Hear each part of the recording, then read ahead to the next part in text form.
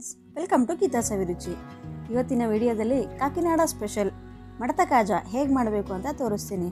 ಮೇಲ್ಗಡೆ ಕ್ರಿಸ್ಪಿಯಾಗಿ ಒಳಗಡೆ ಜ್ಯೂಸಿಯಾಗಿ ಲೇಯರ್ಸ್ ಥರ ತುಂಬ ಟೇಸ್ಟಿಯಾಗಿರುತ್ತೆ.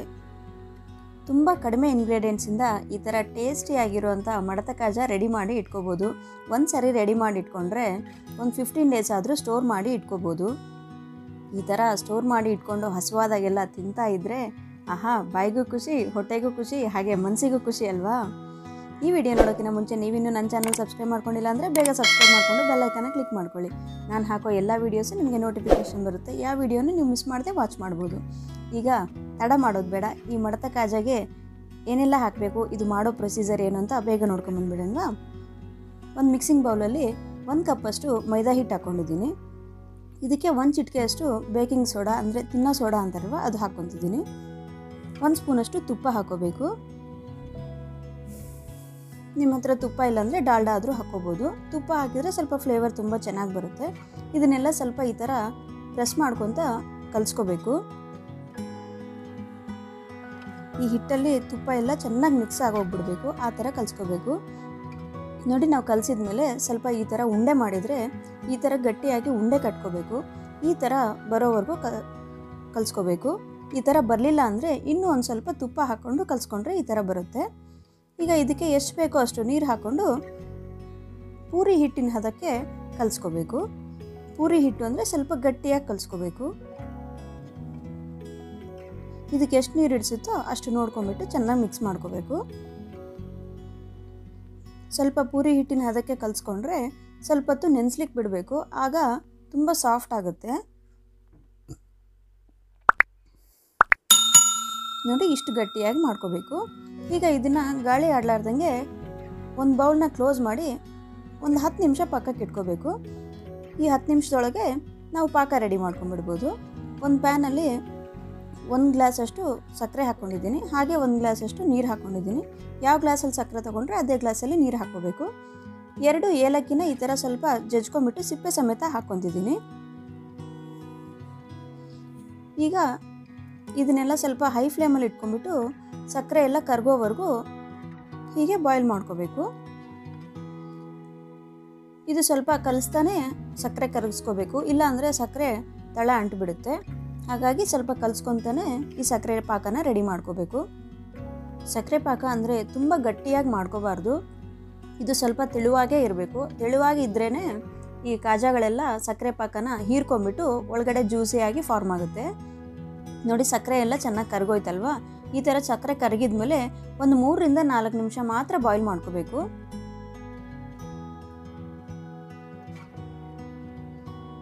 ನೋಡಿ, ಈ ಥರ ಚೆನ್ನಾಗಿ ಬಾಯ್ಲ್ ಮಾಡ್ಕೋಬೇಕು. ನೋಡಿ, ಯಾವ ಥರ ಇರಬೇಕು ಅಂದರೆ ನಾವು ಸ್ವಲ್ಪ ಇದನ್ನು ಟಚ್ ಮಾಡಿ ನೋಡಿಬಿಟ್ಟು ಈ ಥರ ನೋಡಿಕೊಂಡ್ರೆ ನಮಗೆ ಕೈ ಸ್ಟಿಕ್ಕಿ ಆಗಬೇಕು, ಸ್ವಲ್ಪ ಅಂಟಂತ ಅನಿಸ್ಬೇಕು. ಇಷ್ಟುವರೆಗೂ ಬಾಯ್ಲ್ ಮಾಡಿಕೊಂಡ್ರೆ ಸಾಕು. ಈಗ ಸ್ಟವ್ ಆಫ್ ಮಾಡಿಕೊಂಡು ಇದು ಒಂದು ಪಕ್ಕಕ್ಕೆ ಇಟ್ಕೋಬೇಕು. ಈಗ ನಾವು ಆವಾಗಲೇ ಕಲಿಸ್ಕೊಂಡಿರೋ ಹಿಟ್ಟು ನೋಡೋಣವಾ? ನೋಡಿ, ಹಿಟ್ಟು ಎಷ್ಟು ಸಾಫ್ಟಾಗಿದೆ. ಇದನ್ನು ಒಂದು ಸ್ವಲ್ಪ ಈ ಥರ ಪ್ರೆಸ್ ಮಾಡಿಕೊಂಡು ರೌಂಡಾಗಿ ಮಾಡ್ಕೋಬೇಕು. ಈ ಹಿಟ್ಟನ್ನೆಲ್ಲ ಚೆನ್ನಾಗಿ ರೌಂಡ್ ಮಾಡಿಕೊಂಡು ಈಗ ಇದನ್ನು ಮೈದಾ ಹಿಟ್ಟಿನ ಜೊತೆಗೆ ಸ್ವಲ್ಪ ಹಾಕ್ಕೊಂಡು ತಿಕ್ಕೊಂಡು ಸ್ಪ್ರೆಡ್ ಮಾಡ್ಕೋಬೇಕು. ನಾನು ಮೈದಾ ಹಿಟ್ಟು ತೊಗೊಂಡಿದ್ದೀನಿ, ನಿಮ್ಗೆ ಯಾವುದಿದ್ರೆ ಅದನ್ನು ತೊಗೋಬೋದು. ಅಕ್ಕಿ ಹಿಟ್ಟಾದರೂ ತೊಗೋಬೋದು, ಆದರೆ ನಾವು ಮೈದಾ ಹಿಟ್ಟೇ ಕಲಿಸ್ಕೊಂಡಿರೋದ್ರಿಂದ ಈ ಥರ ಮೈದಾ ಹಿಟ್ಟೆ ತೊಗೊತಿದ್ದೀನಿ. ನೋಡಿ, ಈ ಥರ ಹಾಕ್ಕೊಂಡು ಇದು ಚೆನ್ನಾಗಿ ಉಜ್ಕೋಬೇಕು. ಎಷ್ಟುವರೆಗೂ ಉಜ್ಕೋಬೇಕಂದ್ರೆ ತುಂಬ ತೆಳುವಾಗಿ, ಇದು ಎಷ್ಟು ತೆಳ್ಳಗೆ ಬಂದರೆ ಅಷ್ಟು ತೆಳ್ಳಗವರೆಗೂ ಉಜ್ಕೋಬೇಕು ಇದನ್ನು.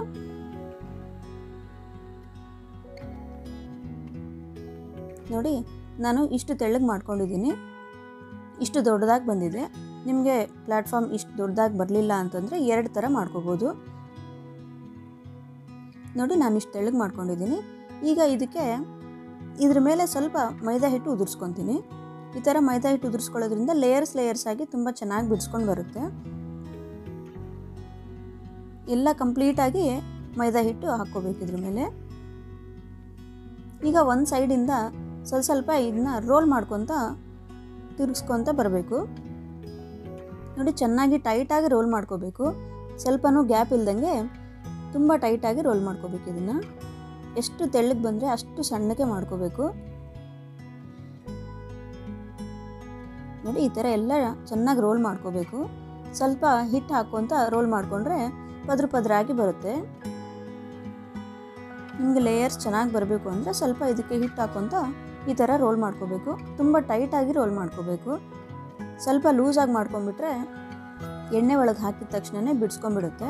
ಹಾಗಾಗಿ ತುಂಬ ಟೈಟಾಗಿ ರೋಲ್ ಮಾಡ್ಕೋಬೇಕು. ಈ ಥರ ಕಂಪ್ಲೀಟಾಗಿ ಮೇಲಿಂದ ಕೆಳಗವರೆಗೂ ಟೈಟಾಗಿ ರೋಲ್ ಮಾಡ್ಕೋಬೇಕು. ನೋಡಿ ಈ ಥರ ರೋಲ್ ಮಾಡ್ಕೊಂಬಿಟ್ಟು ಈ ಲಾಸ್ಟಲ್ಲಿ ಸ್ವಲ್ಪ ನೀರು ಹಚ್ಕೋಬೇಕು. ನೀರು ಹಚ್ಕೊಂಡು ಇದನ್ನು ಮತ್ತೆ ರೋಲ್ ಮಾಡಿಕೊಂಡು ಅಂಟಿಸ್ಕೊಂಡ್ಬಿಡ್ಬೇಕು. ಇವಾಗ ಬಿಡಿಸ್ಕೊಳ್ಳಾರ್ದಂಗೆ ನೀಟಾಗಿರುತ್ತೆ. ನೋಡಿ ಮತ್ತೆ ಈ ಥರ ಟೈಟಾಗಿ ತಿರುಗಿಸ್ಕೋಬೇಕು. ಲಾಸ್ಟಲ್ಲಿ ಎಡ್ಜಸ್ಸಲ್ಲಿ ಇರೋದನ್ನು ಕಟ್ ಮಾಡಿ ತೆಗೆದುಬಿಟ್ಟು ಈಗ ಇದನ್ನು ಸ್ವಲ್ಪ ಟೈಟ್ ಮಾಡ್ಕೊಳ್ಳಿ. ಈಗ ಇದನ್ನು ಪೀಸಸ್ ಕಟ್ ಮಾಡ್ಕೊತೀನಿ. ಎಲ್ಲ ಪೀಸಸ್ಸು 1 ಇಂಚಷ್ಟು ಗ್ಯಾಪ್ ಕೊಟ್ಬಿಟ್ಟು ಕಟ್ ಮಾಡ್ಕೋಬೇಕು. ಈ ಥರ ಚಿಕ್ಕ ಚಿಕ್ಕದಾಗಿ ಮಾಡಿಕೊಂಡ್ರೆ ತಿನ್ನಲಿಕ್ಕೆ ತುಂಬ ಚೆನ್ನಾಗಿರುತ್ತೆ. ನೋಡಿ ಈ ಥರ ಎಷ್ಟು ಬಂದರೆ ಅಷ್ಟು ಪೀಸಸ್ ರೆಡಿ ಮಾಡಿ ಇಟ್ಕೋಬೇಕು.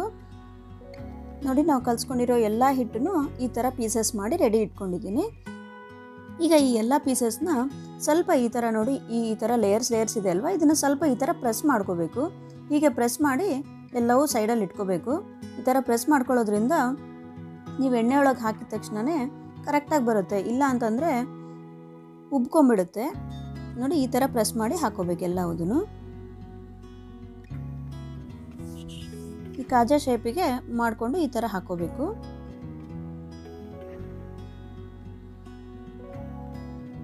ಇದೆಲ್ಲ ಹಾಕ್ಕೊಂಡು ಇದನ್ನು ಒಂದು ಪ್ಲೇಟಲ್ಲಿ ರೆಡಿ ಇಟ್ಕೊಂಡಿದ್ದೀನಿ. ಈಗ ಎಣ್ಣೆ ಯಾವ ಥರ ಕಾಯಬೇಕು ಅಂದರೆ ನಾವು ಸ್ಟವ್ ಮೇಲೆ ಇಟ್ಕೊಂಡು ಲೋ ಫ್ಲೇಮಲ್ಲೇ ಇಟ್ಕೋಬೇಕು. ಎಣ್ಣೆ ಜಸ್ಟ್ ಉಗುರು ಬೆಚ್ಚಗಿರಬೇಕು ಅಷ್ಟೇ. ಈ ಥರ ಉಗುರು ಬೆಚ್ಚಗಿರೋ ಎಣ್ಣೆ ಒಳಗೆ ನಾವು ಮಾಡ್ಕೊಂಡಿರೋ ಕಾಜಾ ಎಲ್ಲ ಹಾಕೋಬೇಕು. ನೆನ್ಪಿಟ್ಕೊಳ್ಳಿ, ಎಣ್ಣೆ ಜಾಸ್ತಿ ಕಾಯಬಾರ್ದು, ಉಗುರು ಬೆಚ್ಚಗಿರಬೇಕು. ನಮಗೆ ಟಚ್ ಮಾಡಿದರೆ ಬಿಸಿ ತಡೆಯೋ ಹಾಗಿರಬೇಕು. ಈಗ ನಾವು ಮಾಡ್ಕೊಂಡಿರೋ ಎಲ್ಲ ಕಾಜಾನು ಇದರಲ್ಲಿ ಹಾಕೊಂಡ್ಬಿಡ್ಬೇಕು. ಒಂದೊಂದಾಗಿ ಈ ಥರ ಹಾಕ್ಕೊಂಡು ಇದನ್ನು ಟಚ್ ಮಾಡಲಾರ್ದಂಗೆ ಹಾಗೆ ಬಿಟ್ಬಿಡಬೇಕು. ಸ್ವಲ್ಪ ಹೊತ್ತು ಲೋ ಫ್ಲೇಮಲ್ಲೇ ಮಾಡ್ಕೋಬೇಕು. ಹೀಗೆ ಬಿಟ್ಬಿಟ್ರೆ ಸ್ವಲ್ಪ ಹೊತ್ತಾದರೆ ಎಲ್ಲ ಕಾಜಾಗಳು ಮೇಲ್ಗಡೆ ಬರುತ್ತೆ. ನೋಡಿ ಸ್ವಲ್ಪ ಉಬ್ಬಿ ಬರ್ತಾ ಇದ್ದಾವಲ್ವಾ, ಈ ಥರ ಎಲ್ಲವೂ ಮೇಲ್ ಬರೋವರೆಗೂ ಟಚ್ ಮಾಡಲಾರ್ದಂಗೆ ಹಾಗೆ ಮಾಡ್ಕೋಬೇಕು. ಎಲ್ಲವೂ ಮೇಲ್ ಬಂದ ತಕ್ಷಣವೇ ಇವಾಗ ಇದನ್ನು ಕಲಿಸ್ಕೊತಾನೆ ಫ್ರೈ ಮಾಡ್ಕೋಬೇಕು. ನೆನ್ಪಿಟ್ಕೊಳ್ಳಿ, ಕಂಪ್ಲೀಟ್ ಇದನ್ನೆಲ್ಲ ಲೋ ಫ್ಲೇಮಲ್ಲೇ ಮಾಡ್ಕೋಬೇಕು. ಸ್ವಲ್ಪನೂ ಫ್ಲೇಮ್ ಜಾಸ್ತಿ ಮಾಡ್ಕೋಬಾರ್ದು. ನೋಡಿ ಎಷ್ಟು ಚೆನ್ನಾಗಿ ಲೇಯರ್ಸ್ ಆಗಿ ಕಾಣಿಸ್ತಾ ಇದೆ ಅಲ್ವಾ. ನಾವು ಪ್ರೆಸ್ ಮಾಡ್ಕೊಂಡಿರೋದಕ್ಕೆ ಅದು ಇವಾಗ ಲೇಯರ್ಸ್ ಆಗಿ ಕಾಣಿಸ್ತಾ ಇದೆ. ಪ್ರೆಸ್ ಮಾಡ್ಕೊಂಡಿಲ್ಲ ಅಂದರೆ ಎಲ್ಲ ಬಿಚ್ಕೊಂಡು ಬಂದುಬಿಡುತ್ತೆ. ಇದನ್ನೆಲ್ಲ ಕಂಪ್ಲೀಟಾಗಿ ಕಲಿಸ್ಕೊತಾನೆ ಜಾಮೂನ್ ಮಾಡ್ತೀವಲ್ವ, ಸೇಮ್ ಅದೇ ಥರ ಹೀಗೆ ಕಲಿಸ್ಕೊತಾನೆ ಮಾಡ್ಕೋಬೇಕು. ಈ ಥರ ಕಲಿಸ್ಕೊತ ಮಾಡಿದ್ರೇ ಎಲ್ಲ ಕಲರ್ ಈವನಾಗಿ ಬರುತ್ತೆ, ಎಲ್ಲವೂ ಬ್ರೌನ್ ಕಲರಾಗಿ ಬರುತ್ತೆ. ಇಲ್ಲಾಂದರೆ ಸ್ವಲ್ಪ ಬೆಳ್ಳಗೆ ಸ್ವಲ್ಪ ಬ್ರೌನ್ ಕಲರ್ ಆ ಥರ ಇರುತ್ತೆ. ನೋಡಿ ಈ ಥರ ಕಲಿಸ್ಕೊಂಡು ಮಾಡ್ತಾಯಿದ್ರೆ ಎಲ್ಲವುದು ಒಂದೇ ಸೇಮ್ ಕಲರಲ್ಲಿ ಬರುತ್ತೆ. ಇದೆಲ್ಲ ಚೆನ್ನಾಗಿ ಕ್ರಿಸ್ಪಿ ಆಗೋವರೆಗೂ ಫ್ರೈ ಮಾಡ್ಕೋಬೇಕು. ನೋಡಿ ಎಷ್ಟು ಚೆನ್ನಾಗಿ ಗೋಲ್ಡನ್ ಕಲರಲ್ಲಿ ಬಂದಿದೆ, ಎಲ್ಲ ಒಂದೇ ಕಲರಲ್ಲಿ ಬಂದಿದೆ. ನೋಡಿ ಈ ಥರ ಬಂದ ತಕ್ಷಣ ಇದನ್ನೆಲ್ಲ ಒಂದು ಪ್ಲೇಟಲ್ಲಿ ತಗೊಂಬಿಟ್ಟು ಈ ಕಾಜಾಗಳೆಲ್ಲ ಬಿಸಿ ಇರುವಾಗಲೇ ನಾವು ಆವಾಗಲೇ ಮಾಡ್ಕೊಂಡಿರೋ ಪಾಕ ಇದೆ ಅಲ್ವಾ, ಅದರಲ್ಲಿ ಹಾಕೊಂಡ್ಬಿಡಬೇಕು. ಈ ಕಾಜಾ ಎಲ್ಲ ಚೆನ್ನಾಗಿ ಬಿಸಿ ಇರಬೇಕು, ಆವಾಗಲೇ ಈ ಪಾಕದಲ್ಲಿ ಹಾಕ್ಕೋಬೇಕು. ಈ ಥರ ಪಾಕದಲ್ಲಿ ಹಾಕ್ಕೊಂಡು ಒಂದು 3 ರಿಂದ 4 ನಿಮಿಷ ಮಾತ್ರ ಈ ಥರ ಕಲಿಸ್ಕೊಳ್ಳಿ. ಜಾಸ್ತಿ ಹೊತ್ತು ಪಾಕದಲ್ಲಿ ಬಿಡಬಾರ್ದು. ಜಾಸ್ತಿ ಹೊತ್ತು ಬಿಟ್ಟರೆ ಈ ಕ್ರಿಸ್ಪಿ ಎಲ್ಲ ಹೋಗ್ಬಿಟ್ಟು ಮೆತ್ತಗಾಗ್ಬಿಡುತ್ತೆ. ನೋಡಿ ಒಂದು 3 ನಿಮಿಷ ಆಗೋಯ್ತು. ನಾನು ಇದನ್ನೆಲ್ಲ ಒಂದು ಪ್ಲೇಟಲ್ಲಿ ತಗೊಂಡ್ಬಿಡ್ತೀನಿ. ನಾವು ಬಿಸಿ ಇರೋದು ಹಾಕ್ಕೊಳ್ಳೋದ್ರಿಂದ ಈ ಪಾಕ ಎಲ್ಲ ಚೆನ್ನಾಗಿ ಅಬ್ಸರ್ವ್ ಮಾಡ್ಕೊಂಡ್ಬಿಡುತ್ತೆ. ಆ ಥರ ಅಬ್ಸರ್ವ್ ಮಾಡ್ಕೊಂಡ ತಕ್ಷಣವೇ ಇವೆಲ್ಲ ತಗೊಂಡ್ಬಿಡ್ಬೋದು. ಜಾಸ್ತಿ ಹೊತ್ತು ಬಿಟ್ಟರೆ ಮೆತ್ತಗಾಗೋಗುತ್ತೆ, ಕ್ರಿಸ್ಪಿನೆಸ್ ಹೋಗ್ಬಿಡುತ್ತೆ. ಇವೆಲ್ಲ ತಣ್ಣಗಾದ್ಮೇಲೆ ಏರ್ ಟೈಟ್ ಬಾಕ್ಸಲ್ಲಿ ಸ್ಟೋರ್ ಮಾಡಿ ಇಟ್ಕೋಬೋದು. ಒಂದು 15 ಡೇಸ್ ಆದರೂ ಏನೂ ಆಗಲ್ಲ, ನೀವು ಡೈಲಿ ಎಂಜಾಯ್ ಮಾಡ್ಬೋದು. ನೋಡಿದ್ರೆ ಫ್ರೆಂಡ್ಸ್, ಎಷ್ಟು ಈಸಿ ಅಲ್ವಾ ಈ ಮಡತ ಕಾಜಾ ರೆಡಿ ಮಾಡೋದು. ತಿನ್ನೋಕ್ಕಂತೂ ತುಂಬಾ ಟೇಸ್ಟಿಯಾಗಿರುತ್ತೆ. ನೋಡಿ ನೋಡಲಿಕ್ಕೆ ಎಷ್ಟು ಸೂಪರಾಗಿ ಕಾಣಿಸ್ತಿದೆ ಅಲ್ವಾ, ಹಾಗೆ ತಿನ್ನೋಕ್ಕೂ ತುಂಬಾ ಟೇಸ್ಟಿಯಾಗಿರುತ್ತೆ. ನೋಡಿ ಮೇಲ್ಗಡೆ ಎಷ್ಟು ಕ್ರಿಸ್ಪಿ ಆಗಿದೆ, ಒಳಗಡೆ ಎಷ್ಟು ಜ್ಯೂಸಿ ಆಗಿದೆ. ನೋಡಿ ಓಪನ್ ಮಾಡಿ ತೋರಿಸ್ತೀನಿ ನಿಮಗೆ. ನೋಡಿದ್ರಾ ಎಷ್ಟು ಜ್ಯೂಸಿಯಾಗಿ ಕಾಣಿಸ್ತಾ ಇದೆ ಒಳಗಡೆ, ಹಾಗೆ ಎಲ್ಲ ಲೇಯರ್ಸ್ ಆಗಿ ತುಂಬ ಚೆನ್ನಾಗಿ ಬಂದಿದೆ. ನೋಡಿ ಫ್ರೆಂಡ್ಸ್, ಖಂಡಿತ ನೀವು ಮನೇಲಿ ಈ ಥರ ಟ್ರೈ ಮಾಡಿಬಿಟ್ಟು ನಿಮ್ಗೆ ಹೇಗೆ ಬಂದಿದೆ ಅಂತ ನನಗೆ ಕಮೆಂಟಲ್ಲಿ ತಿಳಿಸಿ. ಮತ್ತಷ್ಟು ಒಳ್ಳೊಳ್ಳೆ ರೆಸಿಪಿಗಳೊಂದಿಗೆ ಮತ್ತೆ ಭೇಟಿಯಾಗೋಣ ಫ್ರೆಂಡ್ಸ್. Thanks for watching.